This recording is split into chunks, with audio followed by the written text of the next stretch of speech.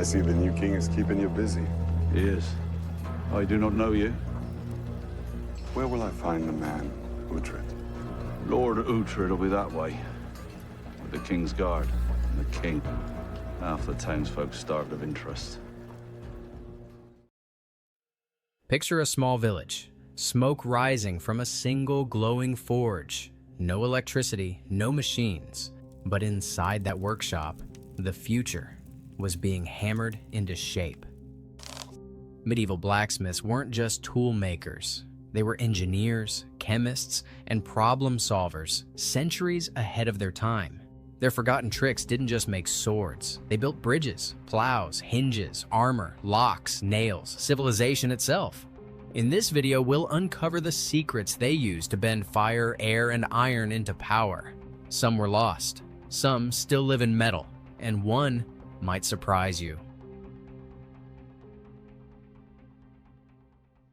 Hardening without steel. How blacksmiths made iron stronger than it should be. When we think of strength, we think of steel. But in much of medieval Europe, steel wasn't widely available, especially not the high-carbon uniform kind we know today.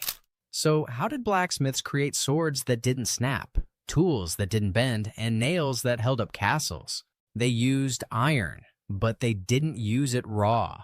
Instead, they mastered a technique called case hardening. The idea was to take soft, wrought iron and infuse it with carbon from the fire, turning just the outer layer into steel while keeping the core flexible. This gave tools and weapons a tough, sharp edge, without making them brittle. To do it, blacksmiths buried the iron in a mixture of charcoal and bone dust, then sealed it in a clay container. They placed it in the forge for hours, sometimes overnight, letting the carbon slowly migrate into the surface of the iron. The result? A blade or tool with a hardened shell, perfect for cutting, striking, or enduring wear. Even without formal chemistry, they knew the signs, the color of the heat, the hiss when quenched, the feel under the hammer. It was science by instinct, developed over centuries of trial, error, and tradition. And when done right, the result was impressive. Axes that stayed sharp, hoes that churned rocky fields, swords that held an edge against bone and armor. They didn't need steel to make things strong, just fire, carbon, and the patience to let the metal tell them when it was ready. The secret alloy recipes, passed only by word of mouth.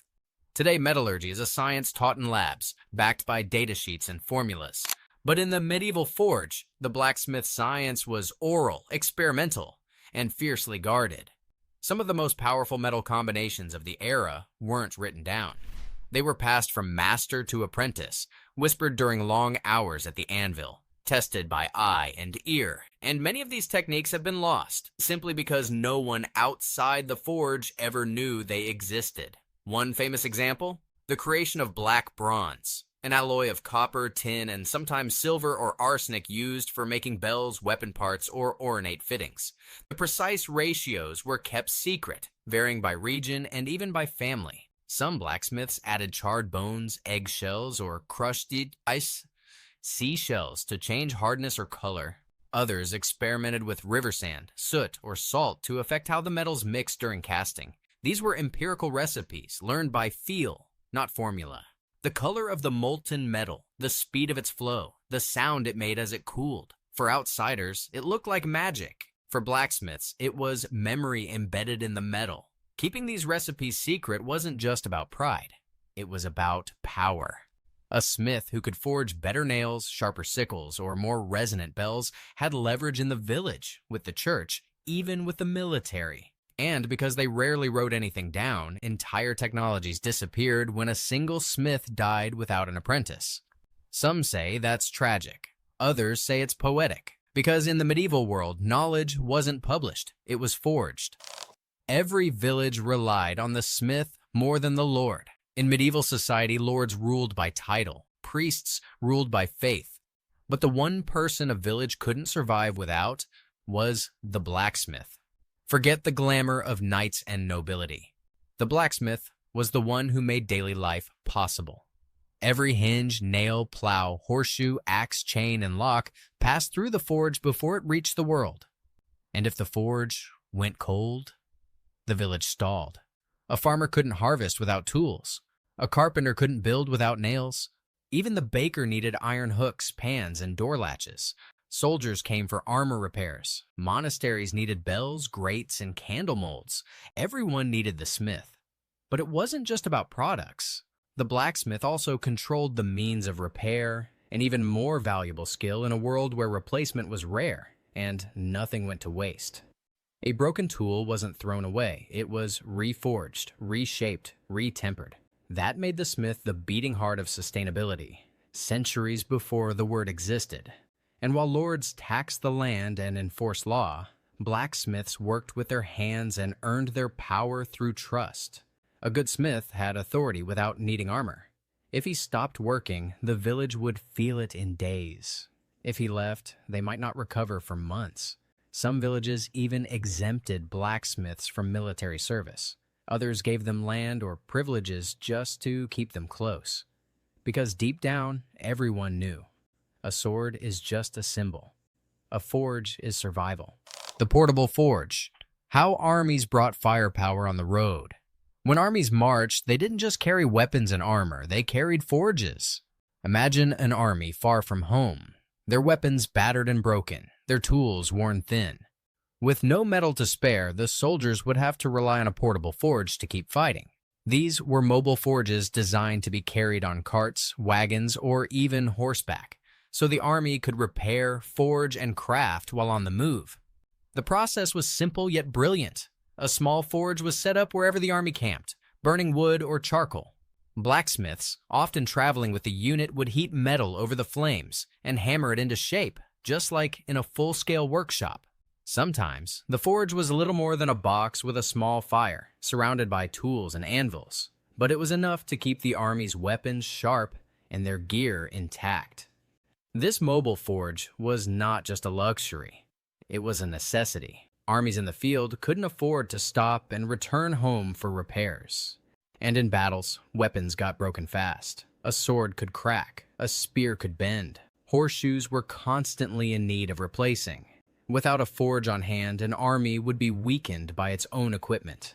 And by having the forge on the road, medieval armies could march for weeks without having to worry about losing their edge, literally and figuratively.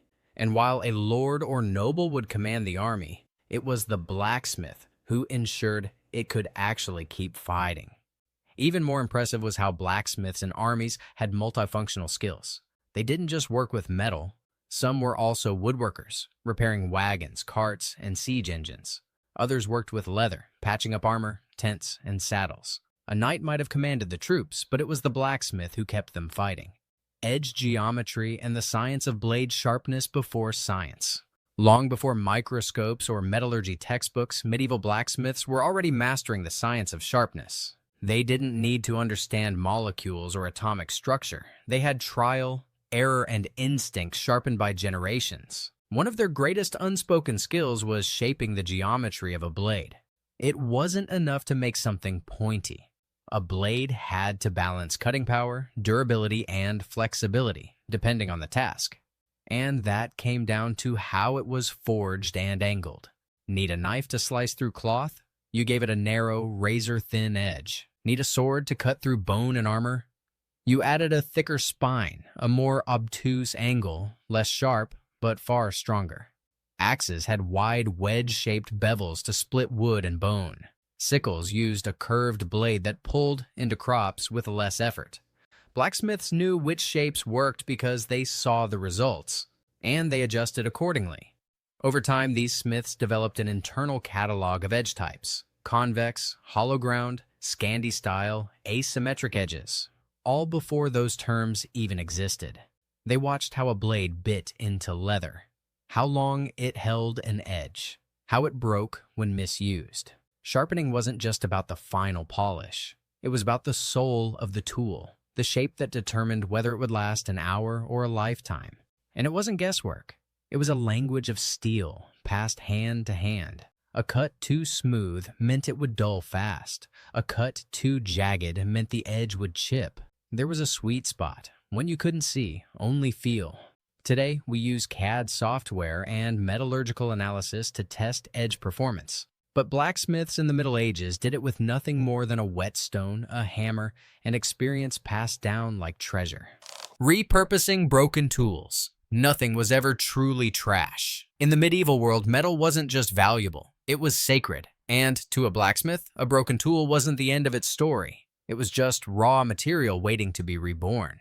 Iron was expensive. Mining and smelting it took enormous effort, and transporting it across long distances was dangerous and slow. So when a sickle cracked, a chisel snapped, or a blade dulled beyond repair, it wasn't discarded. It was reworked, reshaped, reforged. A sword that broke in battle might become two knives. A shattered horseshoe could be straightened and reforged into nails or hinges. Even worn-out tools were refused into smaller, more precise instruments, like awls, hooks, or arrowheads. In many ways, the forge was less a factory and more a metal recycling plant, long before that term existed. And the blacksmith was a master of turning waste into something useful again. This practice wasn't just practical, it was essential. A village might go months without fresh metal. If something broke, they couldn't wait. The local smith had to make do with what he had. That's why even scrap piles were curated, sorted by size, shape, and thickness, ready to be melted or reworked when needed. Some smiths even specialized in second forging, the art of working with metal that had already lived another life. These pieces had memory, stress lines, work-hardened edges, carbon inconsistencies. But the smith knew how to read them, where to strike, when to soften, how to give them new purpose without pushing them too far. In a world where supply was uncertain and waste was dangerous, nothing was thrown away unless it was ash. And even then, sometimes they'd use the ash too. The bellows system. How controlled airflow changed everything. If fire was the heart of the forge, air was its breath. And once medieval blacksmiths learned to control it, everything changed. The invention and refinement of the bellows system wasn't just a convenience. It was a revolution. Before bellows, fires burned at the mercy of weather and wood. With them, blacksmiths could create controlled high-temperature flames, hot enough to melt, weld, and transform metal in ways previously impossible. A single-chamber bellows could push short bursts of air into the coals, but the real magic happened when smiths developed dual-chamber or double-acting bellows. These allowed for a continuous stream of airflow, no more waiting for the fire to catch. The temperature became consistent. The forge could stay red-hot for hours, and suddenly new possibilities emerged. Stronger tools, sharper blades, cleaner welds, and even more complex techniques like pattern welding, carburization, and forge welding became not just possible, but reliable. Controlling airflow meant controlling the character of the fire itself. A hotter flame made iron more malleable. A shorter, sharper burst allowed for tempering. Smiths learned to read the flame the same way a sailor reads the wind. They adjusted the bellows by rhythm and sound. Too much air? The fire would roar and waste fuel. Too little? The metal wouldn't respond. Some master smiths could identify the forge temperature by the color of the metal in the coals and match it to the breath of the bellows. That's not guesswork. That's generational skill passed through thousands of burns and blows. And beyond the forge, the same bellows technology led to advances in glass making, smelting, and even early engines centuries later. When medieval smiths learned to control the air, they didn't just change their fire, they changed the future. Blacksmiths as early engineers, fixing more than just metal. To most, the blacksmith was the one who forged the blade or shoed the horse. But in truth, he was the village engineer long before that title ever existed. Need to lift something heavy? The blacksmith built the pulley system. Water wheel not turning? He reworked the axle pin and reshaped the gear teeth. Need a new lock, hinge, trap door, wagon axle, or drawbridge chain? Guess who figured it out? Blacksmiths didn't just understand metal. They understood motion, leverage, heat, pressure, tension, and sometimes even fluid dynamics. Just without the terminology. They crafted solutions with what was available, making tools to fix tools, and often inventing mechanisms on the fly to solve problems that had never been written down. In many rural areas, blacksmiths were called to advise on everything from agricultural systems to village infrastructure. They'd reinforce mills, brace carts, rebuild broken parts of plows, and even design custom equipment for harvesting, cooking, or defense. In towns with no architects, no machinists, and no blueprints, the blacksmith was the one who could see in metal what others couldn't. And often, his value to the community wasn't just in what he made, but in what he could figure out under pressure. His forge became a workshop of ideas. People brought problems, not just broken tools, and he gave them designs, repairs, and working systems crafted by fire and instinct. So yes, the blacksmith made swords, but he also made machines. He was the technician, the builder, the innovator. And in many ways, the civilization we admire today was built not just with muscle, but with the mind of the man at the anvil. The rituals of the forge, myths, superstition, and skill. To outsiders, the forge was a place of labor, but to those who worked within it, the forge was sacred ground. The blacksmith's fire wasn't just heat, it was life, transformation, and danger. It turned ore into tools, tools into power, and mistakes into scars. That's why across medieval Europe, the forge was surrounded by rituals, taboos, and superstitions. Some of them deeply symbolic, others purely practical, but all respected. In many regions, it was bad luck to forge iron on certain feast days, especially around solstices or equinoxes. Some smiths refused to quench blades in cold water on holy days. Others said never to begin a forge cycle without speaking the name of a saint. Often Saint Clement or Saint Eligius, patron saints of blacksmiths. Apprentices weren't just hired, they were tested and initiated, sometimes through symbolic trials. Some traditions had them hold tongs in fire without flinching, or hammer a red-hot bar into shape blindfolded to prove their focus and respect for the flame. Certain forges were said to be alive, and smiths believed that metal itself could refuse to work if mistreated. A blade that bent or cracked repeatedly was said to be angry. A piece of iron that sparked too early might be cursed. These weren't just superstitions. They were the language of experience, wrapped in myth to warn and instruct. Even the act of sharpening a sword carried symbolic weight. Some smiths whispered protective prayers or old phrases while tempering, not because they believed in magic, but because they believed in tradition. And tradition mattered, because when your entire village depended on what came out of your fire, you took every precaution, every habit, and every whisper seriously. Skill made the forge powerful, but ritual made it respected. How blacksmiths quietly powered farming, war, and trade. When we think of medieval history, we picture kings, knights, crusades, and castles.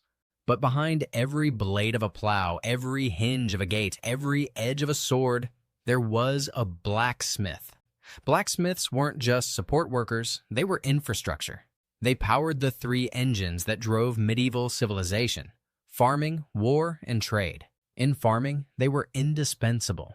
Without forged hoes, plows, scythes, and sickles, there was no harvest. Without horseshoes, ox yokes, or reinforced wagon wheels, there was no transport. The food system depended on metal, and metal depended on the smith. In war, their role was obvious, but deeper than it seems. Yes, they made swords and armor, but more than that, they repaired them after battle. They kept armies moving with tools, nails, wheel braces, and portable forges. Siege weapons, smith-built. Arrowheads, smith-crafted. Chains, gates, drawbridges, all the metal behind the glory, forged in smoke and sweat. In trade, their impact was subtle but enormous. Locks to protect goods, scales to measure them, carts to move them. And iron was one of the most valuable trade goods itself, shipped across Europe as currency in the form of tools. A well-made axe or horseshoe was worth more than coin in many regions. Blacksmiths didn't write laws, they didn't win battles, but nothing worked without them. They were the quiet power behind the progress, the heat behind the harvest, the fire behind the fortress, and the hinge on which medieval life swung. They weren't kings, they weren't warriors, but without them, none of it would have existed. The fire behind the world. They weren't kings, they weren't warriors, but without them, none of it would have existed. Blacksmiths didn't just shape metal. They shaped the tools that fed villages, the blades that won wars, the hinges that opened cities, and the gears that turned the future. And the tricks they used, some still lost, others still living, are a reminder of what happens when fire meets purpose and skill meets survival. They didn't need factories. They had forges. They didn't chase fame. They built civilizations, one hammer strike at a time.